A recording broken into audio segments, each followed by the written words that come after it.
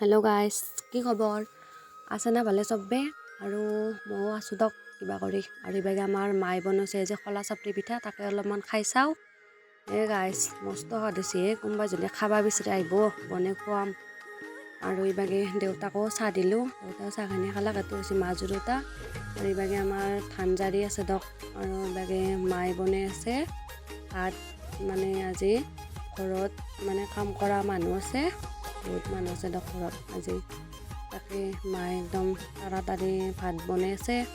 আৰু এইভাগে ময়ো গোটেই মাহনকে চাহ দিলোঁ। এইভাগে খলা চাপৰি পিঠা বনাইছোঁ কাৰণে মাজু মাইকো চাহ খাবা মাতলোঁ।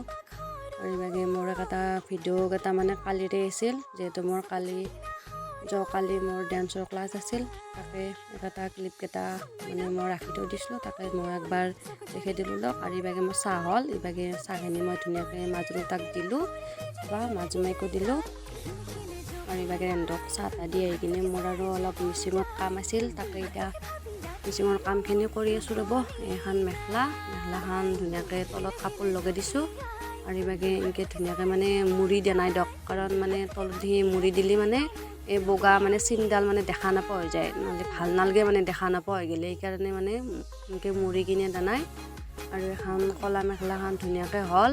আৰু আছে ৰ'ব চিলা কৰিব আৰু এখন হৈছে সেউজীয়া, এখনো ধুনীয়াকৈ এতিয়া চিলা কৰিব লাগে, তলত টৰ্চ লগাই দিবা দিছি। আৰু এখন নীলা, এখনো এতিয়া মই ধুনীয়াকৈ চিলাই কৰি লওঁ। আৰু চিলাই কৰা হ'লে মই দেখি আছোঁ ৰ'ব। আৰু এইভাগে মোৰ ধুনীয়াকৈ চিলাই কৰা হ'ল। আৰু এখন সেউজীয়া এখনো ধুনীয়াকৈ হৈ গ'ল দক। আৰু এইভাগে এখন নীলা, এখনো হৈ গ'ল। এখনত তলত আৰু টৰ্চ লগাই দিব হাক দিছে, এখনো লগাই দিয়া নাই সেইকাৰণে। এখন হৈ গ'ল। এইভাগে আৰু এখন হৈছে কলাখনো হৈ গ'ল দক, দেখুৱাইছোৱে মই এখন আগতে।